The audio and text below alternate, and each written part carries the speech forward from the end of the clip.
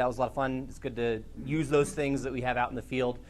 Just to recap that really quick, what we did is we had two options whenever you went out for a run. You could do the 1 or the 5K. Before everybody left, we put everybody in the 1 mile event, and then we set up a split point at the 2.5K.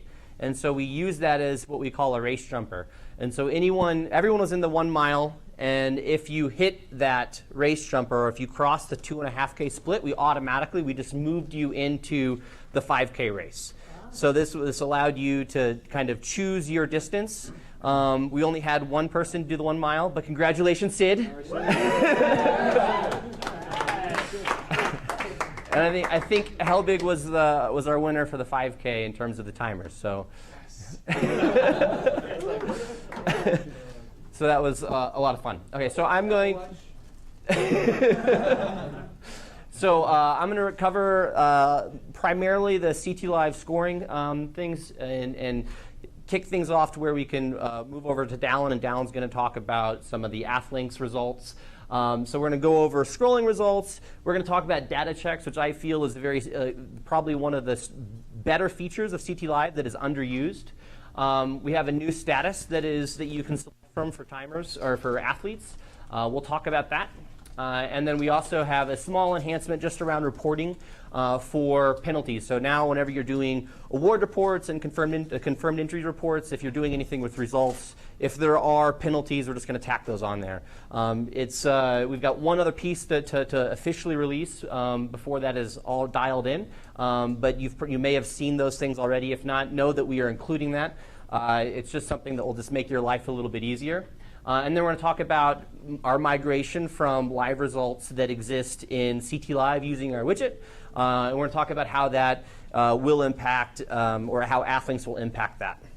So kind of do a little housekeeping.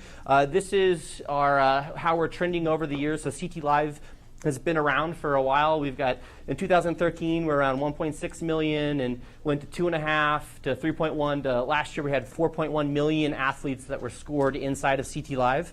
So we really like this gradual slope of adoption. People are continually trying it out, discovering that they can rely on it, and they're happy with it. So right now we're looking, if we continue, we'll probably hit around 5 million. So having 5 million results inside of CTLive, and that being the primary engine to generate those results and that race day engagement is really exciting. So jumping right into it, one thing that if you guys noticed, for results, I'm not sure if you were checking the Athlinks website, you could see the live results coming into Athlinks on your mobile phone app, the website, but we also had the scrolling results that we had over here during our lunch. So we've added some nice functionality here. Chelsea has done a lot of work on some of this stuff. But whenever you are creating a scrolling result or a panel, you can go in there and you can choose the race that you want. You can set up pick whatever name you want. If you want to have just a leaderboard for the top men or top females, you can do that. But we have some more functionality in here where you can designate a secondary bracket, and you can choose whether or not, in addition to the overall, you can show the primary bracket, or you can do a filter by bracket. You can also toggle on the gender of athletes, their individual bracket rank, or their pace. So depending on the number of, how much screen real estate you have, you can go in there and make some tweaks in there to make a more engaging experience when people are finishing and they come up to check the results. Another nice thing that we did with the scrolling results is that we really allow this to match the brand. And that brand could be your timing company, it could be a sponsorship, it could be the event, whatever it is. But you can go in here, you can choose between either scrolling or slideshow, depending on how you want to present those results. And then you can choose the font size, that background color, the header background color, text color, and then you can also hide the title and icon, like the graphic for the event, and you can center column. So there's a lot of customization around here, and we thought the first pass was good enough, but you guys told us that you wanted more customization, and that's just what we did. So we've seen these things presented in really cool ways. We've seen them like in not billboards, but in big stadiums. People will take this screen and they'll throw it on like a big, the big screen at some of these stadiums. We've had people get the big, like the truck that has the screen that you can raise up, and you can display these things. And so it's really easy to go in there, tweak this, choose the right color, and just do whatever you want. So it's just letting you guys know that there's another way to consume those results and to get engagement around, like people talking at the end of the event, which is definitely what we want. So data checks. One thing to point out with the data checks, I'm just going to talk about a couple new ones or a couple that I think are worth mentioning. There are a total, I think, of around 30 different data checks. And the great thing about CTLive is that whenever you're registering, you're using our registration software, we can set up the scoring to use those same custom questions. And we know the right way to ask the questions so you don't have to scrub your data and make sure that you have dates of birth for everybody and genders. This thing can do it for you. So if you're a timer and you have access to this, you can go into the scoring tab, run these data checks. I see some big events out there where these have never been run. This is going to go in there. It's going to find people who have missing genders. It's going to find people who may not have an age. It's going to find people who don't have bibs. But there's also some results things over here that are pretty cool that are worth mentioning. So one of those is this backup only read. So for those of you who are doing who use the priorities inside of CTLive. So if you like for example in our Jericho 5K that we just did, we had a primary line, which was the Gator line, and then we had flashpoints. So if we wanted to go in there, we can set up a backup only data check, and it will find anyone who just has a read on that flashpoint if we deem that as a backup line. So their times could be a little bit different than the other person's or people who are right on that primary line. Doesn't mean that anything's necessarily wrong, but if you wanted those people to bubble up to the top, you could do that. Maybe you're not using flashpoints. Maybe your secondary line is in fact someone just hand keying doing select times, and that's something else that you can identify. Unknown runners. So for a long time, we had an unknown runner report that you could run. It was very matter of fact. It'll show you a tag number, and I think it was tag number, and there's one other column. But it doesn't give you a lot of information. You don't know where they were read. You don't know what race they did, right? So if you're doing like a 5K run and a 1 mile run today, and someone ran a race, we wouldn't necessarily be able to tell this person was in the 5K race or this person was in the 1 mile race, because the timing devices that we were using them in both races. So we devised this unknown runner data check, and it has 4 columns. One is the tag number, so it's not the bib number. We're not reading the bib, we're actually reading the tag. And this is important when it comes to our active tag. So if you are using our active tag, you may do a dynamic bib assignment. You may assign that tag to a bib number that's not the same. And then at the end of the race, that athlete will have to turn in their tag. So if they didn't have that tag properly assigned to them whenever they were running, they're going to complete the race. They're going to take that one thing that proved who they were, and then they're going to throw it in a bucket, and you're never going to know what that tag was. And so that becomes, if you have a lot of unknown runners, that becomes a problem. So let me go ahead and just rewind just 1 second. Does everyone know what an unknown runner is? Maybe not. So an unknown runner is essentially a tag read that we have that's not associated to any individual in our event. So for example, if Helbig ran the race and we gave him the wrong tag or the wrong bib number, okay, and Helbig finished the race, if we had a different bib number associated to him, that the bib number that he actually ran with isn't going to be associated to anybody, right? It's just we got reads all throughout the course, and we don't really know who it belongs to. And so this is a way for you to be able to kind of go in there and troubleshoot this. So we've got the tag number listed. We have the time of day of when the tag was read. We have the timing device that it was read, not the timing point or the race, but the actual timing device. And then we have the unique device reads. So the first thing to know about this report is to get a good idea of what your races look like. So for example, this example that I'm going to use, we've got 1, 2, 3, 4, 5, 6, 7, 8, 9, 10, 11, 12. We've got 12 timing devices for this event. And what happened here, or what we can do, is we want to figure out who these people are. So if you sort, and these are all sortable, which makes things super easy. If you sort by the unique device reads, this means that it says 10, okay, up here. So that means that this tag was read on 10 different unique devices. What that tells us is that the higher this number, the more likely it is that that person ran and traversed the entire event. Right? If you were to sort this inversely and find the people who just had like 1 read or 2 reads, more than likely it's probably an errant read, right? Maybe someone just picked up a tag and it got close to one of the timing devices. So you can actually see what that timing device is if you wanted to, and you can ignore these things. So you can kind of self-clean up your event, and you can attack problems before they become like big issues. So you can sort by tag. So if this was like a test tag, you can go in here, you can select all those and just choose to ignore them. So you can clean up any unknown tags that you may have. Another thing that you may want to do is sort by time. So it's pretty common for someone who who finished, and they say, you know what, I finished, but and I don't have a tag, but I finished right with my friend Kilberg. He got read at such and such time. You can look up Kilberg when he finished, and then you can sort by time, and then you can scroll down and you can say, you know what, I bet you were probably 26193, and you can assign them right there.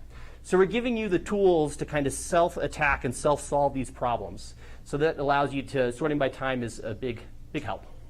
Another common thing that I think a lot of timers have experienced in one shape or form or another is the fact that people will often take a box of tags and walk over a start line or a finish line or a split, and then all of a sudden you have a lot of shit to deal with. So the nice thing about this is that if you know the timing device that it was read on, you can go in there and you can kind of clean those up as well. You can ignore those, or you can invalidate and restream. So there are a couple things that you can do, and just this is one of those tools that we put out here that will hopefully make your life a little bit easier when you're trying to go in here and identify and solve these problems. I used this missing read data check at our event that we just did. So I wanted to, when we were running, or when you guys were all running, someone came up and asked me, like, how many people are left, right? So I did something really easy. I just created a missing read data check, and I made it for the finish line. And I was able to tell that there were 2 people left that we had to wait on. And this was a really easy way for me to go in there and find that. I also went in there and I set up a missing read report for the 5K or the split point. And then I mistakenly accused Brad Hins of cheating. I apologize, Brad. Thank you. and so our controller went offline. I'm sorry. But anyway, you can use the missing read report to go in there and identify people who don't have tag reads at certain locations. So it's something that you can use. And the nice thing about this is if you wanted to select all these people and hit the change selected button, you can easily and quickly disqualify people. You can DNF people. You can use, or you can change them into a different race depending on those, depending on that. So the last data check that I wanted to talk about was this thing called the timing data check. And this report, or this data check, is fantastic for select times. I've been to several races where you've got a ticker tape of people who, that crossed. You have their tag number, and then you have the time that they crossed. And what you can do with here, and because you can sort really easily inside of this, you can sort by the overall rank, and you can see all of the people who finished based on their rank. You can sort based on the time of day whenever they cross the finish. This only works on the finish right now. And you can sort by net time and gun time. So this allows for you to go in there, and if you wanted to sort by any of these things and quickly find, spot check the top 10 female finishers, you can go in there and you can do that. Or if you can sort by overall and scroll down, and you'll have the males, and then I think maybe 19 was a female, and then then it starts getting mixed in there. So this allows you another way to kind of quickly look at your finish line and check times to make sure that everything's dialed in and looks correct. So has anyone out there used this yet or before? This is something that came out pretty recently. So we got 1, 2. I have a question. Can you set it up to where, or can you drag columns over? This sounds kind of nitpicky, but with the bib number and the time of day, if those are right next to each other, that's kind of how you just line it. So you can like actually change the, you can't change the columns themselves, but if that's something that you would like to put the, do you guys all agree? Should the bib column be probably maybe closer to the times over here on the right? Okay, luckily that's not a hard thing to do. so we can look into improving that in terms of making it a little bit easier. Hey, Chris? If we just go back to missing read. So yep. Obviously with the tries, you want to know how many people are still in the water. Yep. And they cross the timing line to get into the water, but that's not that starting time. They get a wave time. Mm-hmm. So this wouldn't be the application for that. So we still can't use it, right? For that. You would have to, unless you actually have a start. So the question was about swims in triathlons and the swim outs and trying to figure out who's left in the water. The only way that you'd be able to do that is if you to use the missing read data check for the swim is to put in a line for the start and get everyone's start read. So if you had everyone's start read, you don't have to use it, right? You can use gun time. But you could, if you had those tag reads, you could at least say this person was red going into the water, and then you can compare that with the read coming out, and then that should give you a surefire way. You can play that? Do what? You can do that? You should be able to, yeah. So if there's any reason that you can't, let me know, and that's certainly a common practice that you need to know how many people are left out in the water. Cool. Any other questions around missing read or unknown edge did? On the missing reads, yeah. Just this last weekend I had a need of that, but I did not have internet access. Is there another way to do it? So with CTLive, you need internet access. So that is the one caveat here.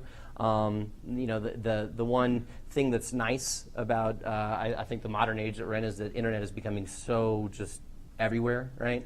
But it's not a surefire thing, and we're well aware of that. So we do want to look to have an offline solution in the future. Will Legend be able to do that someday? Will Legend launch? Launch? Oh, launch.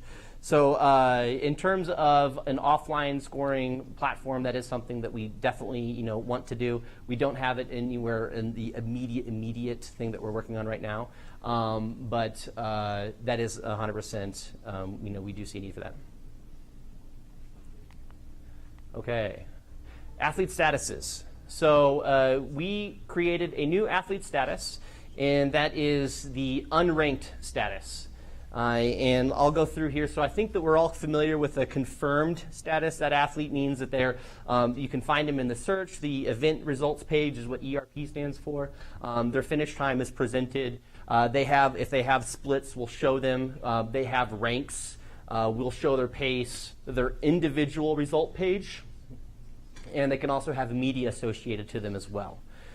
So then we get into the situation where we have the DQ status. And this disqualified status, the one thing that we were running into with disqualified is that timers were asking for something that was in between like a disqualified and something where you show the times, but you just don't rank them.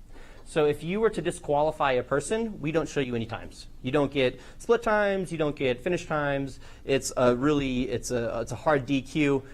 We don't give you any of that information. And so that is, it fits, there's a need for that.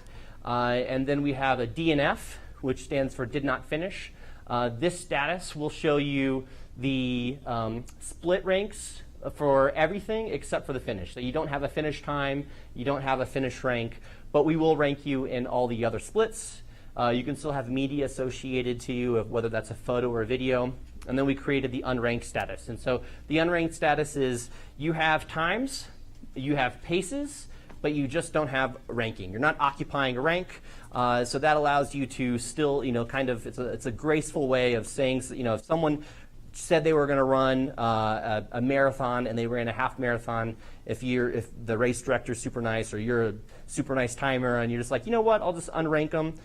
They still have their times. They're not going to occupy any rank. They're not pushing anybody out. So it kind of makes that athlete happy, and it also doesn't make any other athletes unhappy. And it would still show their half marathon split time if they needed to show that for some qualifying thing or half fanatics. Yeah. It would just show them at the bottom, and it would show the, Yeah. I like that. That's Yep. great. So we saw that there was a need for that, and a couple timers asked for it, and so we're like, you know what, we totally agree. Gail? Nick, while you're developing along this line, I've been asking for a couple years now to have a status called defer that would do the same type of thing, where they're not ranked, they're considered essentially withdrawn from the race, but that gives us an administrative memo. Is there any way you can add that in fairly simply?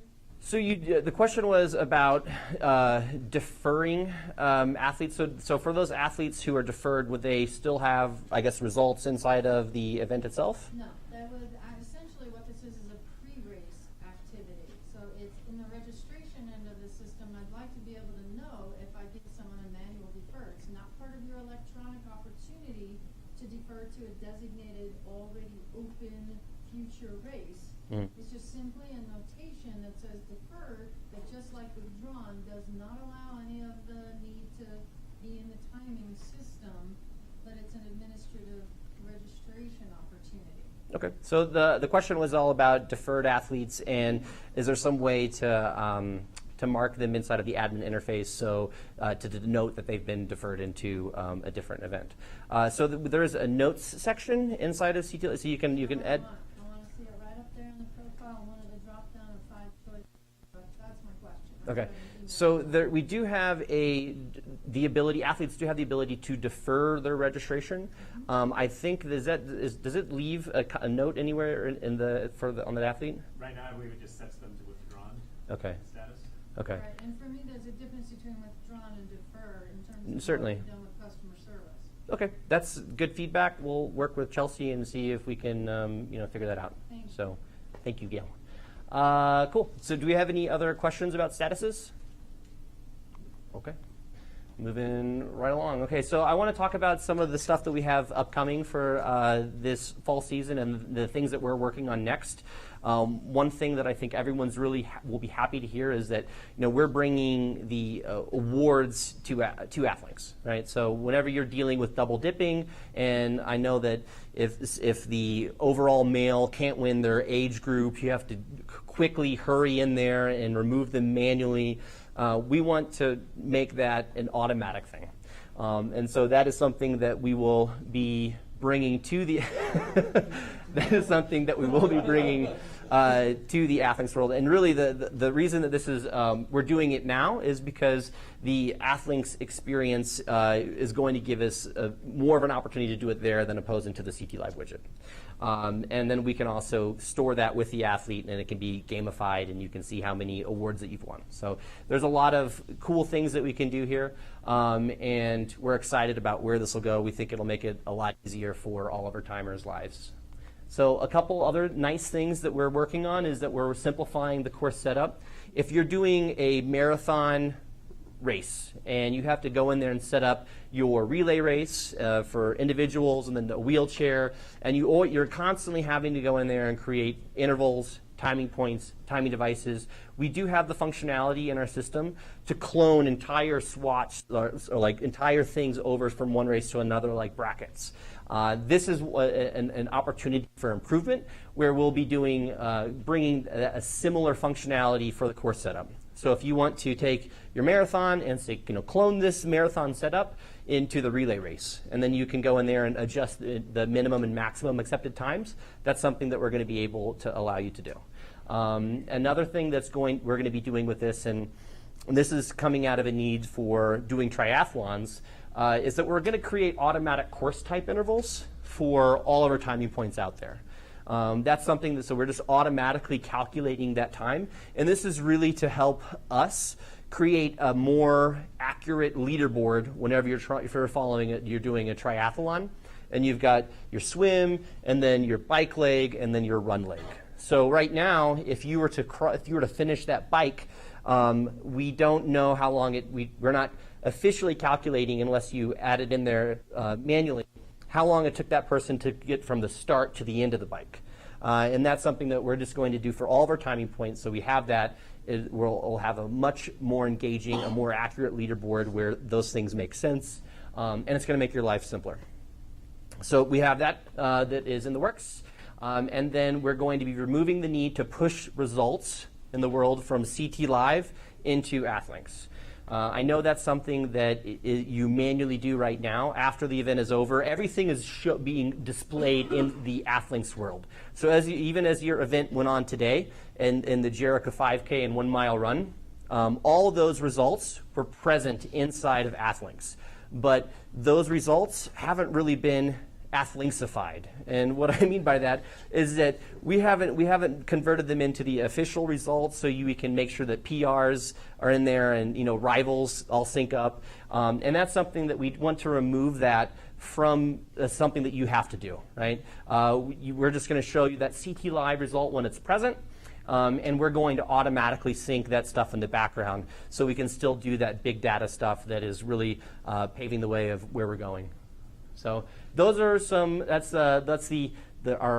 think at a high level, some of the things that we have to look forward to in the fall for scoring. We're also certainly want to clean up any sort of small issues that you run into. I don't think that we've devoted as much time as I would like to see towards the scoring stuff, and that's something that we're rectifying this fall. So we're going to make sure that we're actively developing these things, getting your feedback, and really implementing those things to make your life as easy as possible. Okay, so the two other things before I hand things over to Dallin is that you do have the ability to push results from CTLive to Athlinks. We're going to make that automatic. Other ways that you can get your results into Athlinks is by uploading a CSV file. We have a knowledge base on that. And then you can also sync via Race Director, meaning that you can go into Race Director and you can automatically push your results from Race Director into Athlinks. And we'll have a knowledge base for that as well for this upcoming fall. So there's 3 different ways that are pretty easy. You can do the CTLive, which we certainly encourage you to use. You can upload if you need to, and you can also sync via Race Director. So there's easy ways for you to get that data in there.